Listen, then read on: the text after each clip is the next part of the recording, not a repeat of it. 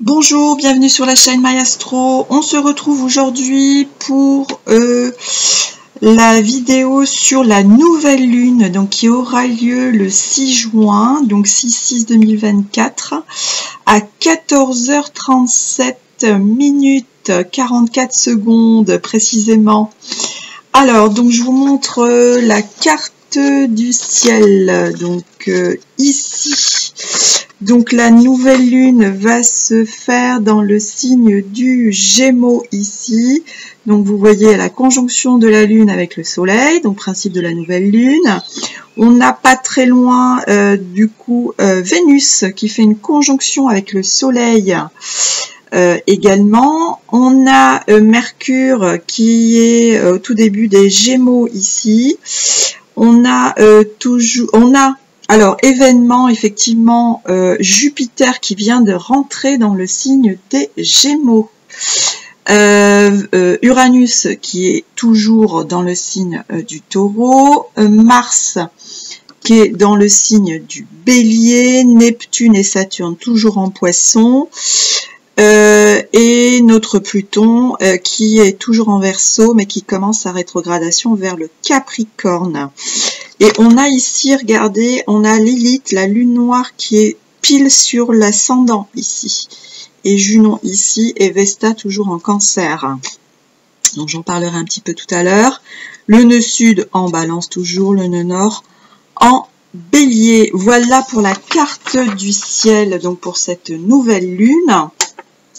Alors sur les aspects planétaires, sur les transits, alors on voit effectivement, je vous remontre que Pluton donc forme deux trigones ici, donc avec Jupiter ici et avec Mercure, et on a Saturne aussi qui est aspecté, mais là cette fois-ci en carré, qui est aspecté à la Lune et également à Vénus en carré.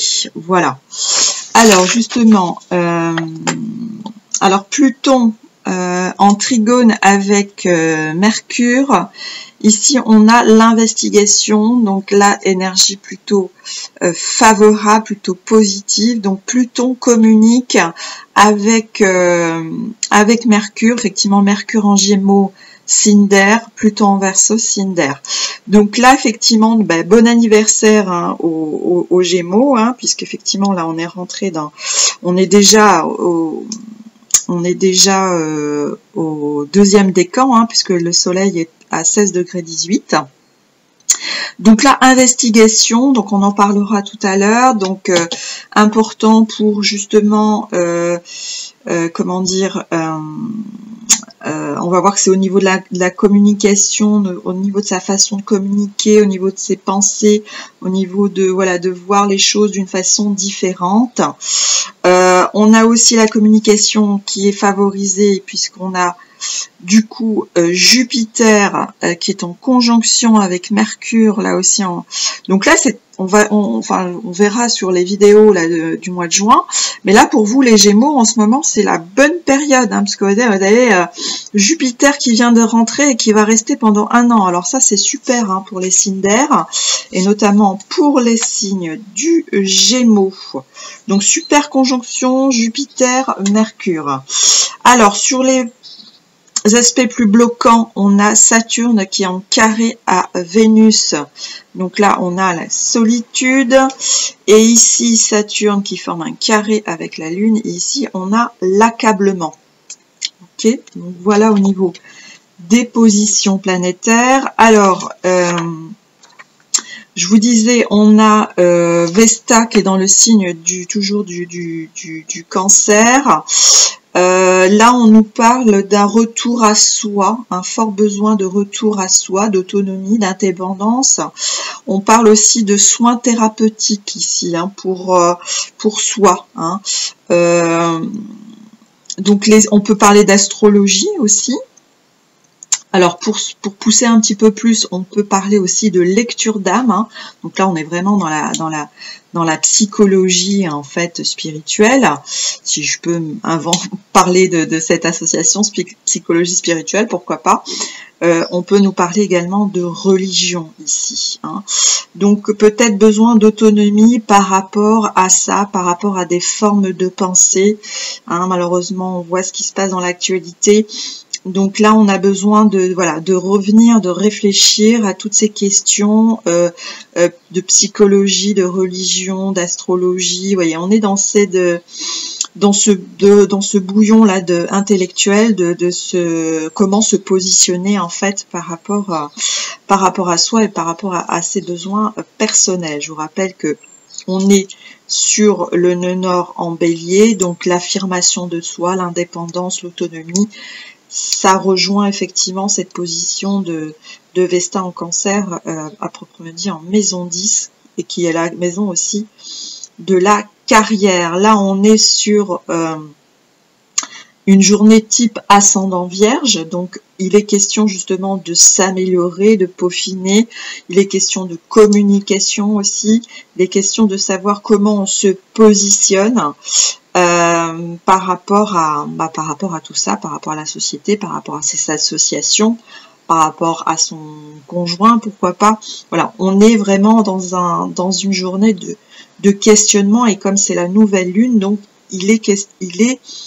on vous demande, enfin, il est possible que vous puissiez utiliser des énergies pour vous mettre en action justement, parce qu'avec le Gémeaux, on est effectivement sur l'esprit, sur la communication, mais on nous parle aussi de mouvement. C'est se mettre en mouvement, puisque le Soleil, là, je vous dis, est en deuxième décan du Gémeaux. Deuxième décan de Gémeaux est dirigé par Mars. Donc Mars, l'action.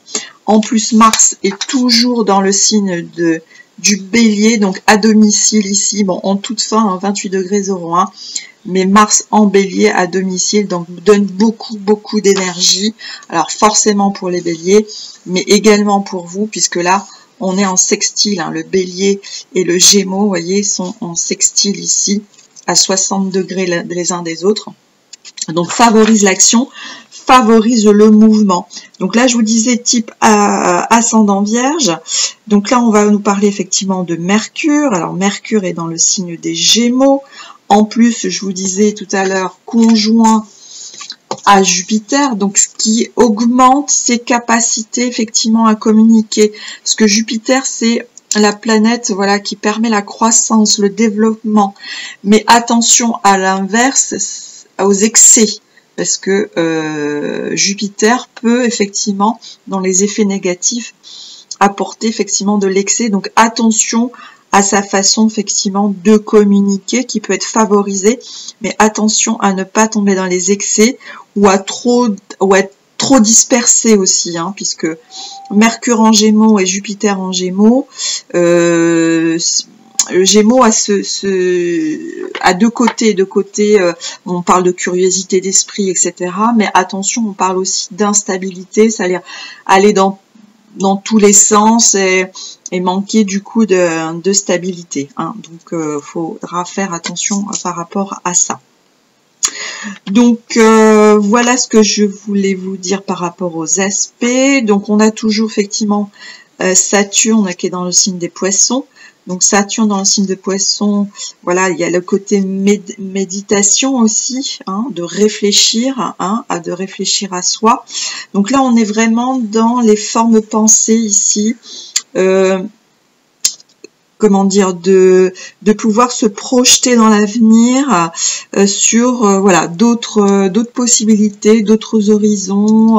On peut pas se penser aussi de voyage, mais de spiritualité, de religion. Voilà, tout ça c'est effectivement, je dirais même dans l'air du temps, mais au niveau de ce qui se passe dans la société, mais effectivement dans cette transition, puisque je vous le rappelle, en 2024-2025, on est sur une période de transition, on va changer complètement d'énergie. Un Pluton qui va passer en Verseau là pour d'ici la fin de l'année pour une dizaine, pour même 20 ans, et on a d'autres planètes qui vont changer de signe. Donc tout ça, ça va effectivement avoir un impact sur nous, sur notre société, et changer en fait. Donc là, on est en train de se préparer justement pour de nouveaux horizons. Donc là, il faut travailler sur ça, comment vous voulez vous positionner, donc par rapport à la société, par rapport à vous, par rapport à votre conjoint, par rapport au partenariat, etc. Donc là, vraiment, c'est l'idée forte de cette nouvelle lune. Alors au niveau des tirages, donc j'ai choisi toujours l'oracle spirit de la lune pour les lunaisons. Alors en premier, donc j'ai tiré la carte du premier croissant. Ici on a le jeu. Alors avec cette carte là, on vous demande de faire appel à votre enfant intérieur. Donc là on est sur une carte effectivement on va dire plus légère, de créativité, de faire circuler sa créativité, de revenir à des choses plus fondamentales, à des choses que vous aimez. Quand on parle de l'enfant intérieur, voilà, c'est voir en vous, revenir peut-être un peu en arrière et voir ce qui vous passionne, en quoi vous pouvez être créatif et faire circuler effectivement votre créativité. On peut aussi là passer du temps avec ses enfants, hein, quand on est avec cette carte-là. C'est effectivement la carte de la légèreté, du jeu, quelque chose effectivement de plus léger ici. Hein. Donc là, pareil, on est sur un travail intérieur en fait. Hein. C'est vraiment ce qu'on nous dit là sur cette nouvelle lune, justement pour avoir des pensées plus vastes, de penser peut-être à de nouveaux horizons. Donc là, on fait travailler sa créativité effectivement pour revenir à des choses plus fondamentales, et encore on pense à soi. C'est pas une question d'être égoïste, c'est une question effectivement de reprendre le contrôle de sa vie, d'être plus autonome, indépendant, et justement plus on fait ce travail-là, plus on pourra mieux aider son entourage, hein, sa famille ou ses amis, son entourage, même au niveau du travail. Donc là, on est dans le jeu, effectivement, créativité, faire circuler sa créativité. Ensuite, quand on aura fait effectivement ce travail-là, on a la carte du reflet ici. Donc la carte du reflet, on en avait déjà parlé dans d'autres lunaisons, c'est qu'est-ce que l'on projette sur les autres. Qu'est-ce que j'aimerais refléter chez les autres. Donc là, si vous avez fait effectivement votre travail intérieur en revenant à soi, à votre authenticité, à votre indépendance, vous avez repris le contrôle de votre vie ici, vous reprenez votre créativité, et quand vous réfléchissez à tout ça, qu'est-ce qu'il en ressort? Qu'est-ce que vous voulez projeter aux autres, et qu'est-ce que vous aimeriez refléter aux autres? D'accord? Donc là, c'est la carte du reflet. Troisième carte qui est sortie, c'est la carte de la transformation. Donc là, la transformation, donc quand je vois transformation, je pense à Pluton ici. Donc je vous disais Pluton qui fait son aller-retour là entre le Capricorne et le Verseau. Donc là, on est sur les dernières résistances en fait. Il faut arrêter avec le passé, hein. Parce qu'on le voit bien, tout ce qui résiste encore va forcément se terminer. Alors à la fois avec l'action de Pluton et à la fois avec l'action de Saturne. Donc là, dernière résistance, on peut parler aussi du karma ici. Donc là, effectivement, si vous faites ce travail-là, vous pourrez transformer les énergies et arriver à un équilibre. Un équilibre, là je fais la transition avec la carte de 2 de deck qui est la préparation, qui est la lune de plantation. Donc ici, avec cette carte-là, on vous demande effectivement d'équilibrer votre vie. Donc au niveau du travail, du plaisir. Voyez, on parlait du jeu ici. Du jeu à proprement dit, on parle aussi des loisirs. Donc c'est remettre de l'équilibre dans votre vie. Ne pas remettre vos rêves à plus tard. Vous voyez ce que je veux dire? Il est temps ici, et là je vous le dis, parce qu'on verra au fil des mois, on va vers d'autres énergies. Donc là, il est vraiment temps de ne pas remettre vos rêves à plus tard et d'aller vers de nouvelles opportunités, d'aller effectivement vers cette autonomie, vers ce changement, vers cette transformation. C'est vraiment important de le faire maintenant puisque les énergies sont propices à ça. Sinon après vous ne pourrez plus le faire et il y aura peut-être plus voilà la fatalité qui vous tombera dessus, hein. Donc là, alors il faut effectivement penser à soi, recréer son autonomie, sa créativité pour pouvoir effectivement, on l'a vu tout à l'heure, projeter quelque chose de positif sur les autres. Donc sur les autres, c'est votre famille, le travail, vos relations, enfin tout ce qui vous entoure. Donc voilà. Mais attention avec l'ascendant Vierge. L'ascendant Vierge, voilà, attention parce qu'on peut être au service des autres et s'oublier soi-même, parce qu'on est en quête de perfection, hein, vous voyez. Donc peut-être que vous vous mettez trop de charges, peut-être qu'il y a aussi d'autres critiques, hein, sur les défauts, etc. Ou vous critiquez ou votre partenaire ou vous critiquez ses défauts, etc., etc. Donc attention à ça. Là, on vous demande de travailler effectivement d'une façon intérieure sur vos associations, sur votre couple, de vivre d'une manière plus équilibrée, hein, tout en s'extériorisant, tout en étant autonome, tout en étant en s'affirmant, voilà, c'est ça, hein, parce que le bélier, c'est ça, hein, Mars aussi, c'est s'affirmer, c'est moi, comment je suis, être authentique, et à ce moment-là, effectivement, refléter le meilleur de vous-même. Alors j'ai aussi fait un tirage avec l'oracle Tao. Donc avec l'oracle Tao, j'ai tiré la carte de l'enthousiasme.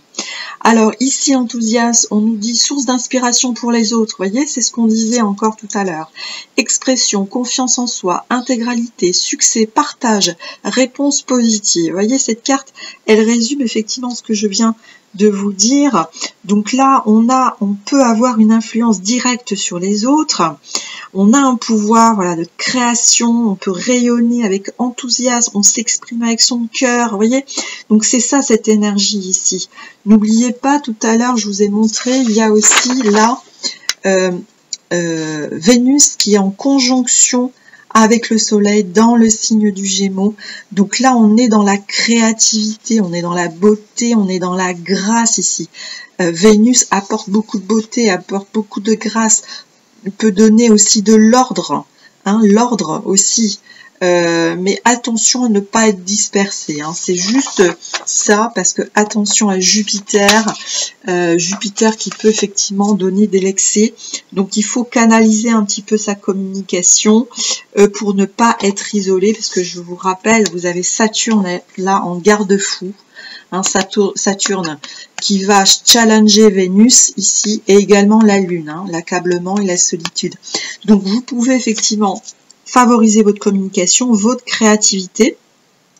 Là, attention, on vous dit aussi avec Vénus en Gémeaux que la beauté est éphémère, hein. Donc faire attention à ça aussi. Donc il faut profiter quand elle se manifeste, profiter de cet enthousiasme. Regardez, en dos de deck, j'ai tiré la grâce. Et Vénus conjonction au soleil, c'est ça, hein. C'est la grâce, c'est l'élégance, c'est la mise en évidence de la beauté. Regardez, reflet de l'intérieur, charisme, expression de soi. Bon, attention à la vanité ici, hein. Donc là, je dirais, c'est le petit warning. Mais en tout cas, profitez de ces petits moments de plaisir conscients, voyez, à chaque instant. Exprimez la beauté qui est en vous, exprimez effectivement l'amour, voyez. Donc reliez-vous à la nature, hein, si vous avez besoin effectivement de cette connexion effectivement pour faire cette transformation. Mais là, on est vraiment dans le travail de penser de nouveaux horizons, de créativité, de faire circuler sa créativité pour pouvoir réaliser ses rêves. Mais on vous dit aussi profiter des petits instants de plaisir qui sont là et de les saisir. C'est un peu carpe diem, hein. C'est un peu ça. Donc, je pense que je mettrai ce titre-là pour cette nouvelle lune, c'est carpe diem, c'est profiter de ces petits moments de créativité, de faire circuler cette créativité, de passer du temps avec vos enfants, d'être comment dire, de lâcher un peu les formes un peu voilà, qui résistent encore pour pouvoir vous exprimer, vous extérioriser et refléter vraiment l'authenticité et ce que vous voulez refléter par rapport aux autres, hein. Voilà, c'est ce que nous dit cette nouvelle lune. Donc profitez des énergies, attention effectivement à votre communication, voilà, mettez un petit peu d'ordre dans tout ça et vous pourrez effectivement débuter un nouveau cycle de la lune dans les meilleures conditions. Voilà pour cette nouvelle lune. Donc sur les prochains tirages, je vais faire pour le mois de juin le tirage de tous les signes du zodiaque sur les prochaines vidéos. Je vous remercie de votre attention, je vous souhaite un bon mois de juin, prenez soin de vous et je vous rappelle que vous êtes libre de vos choix et de vos actions. À bientôt, au revoir.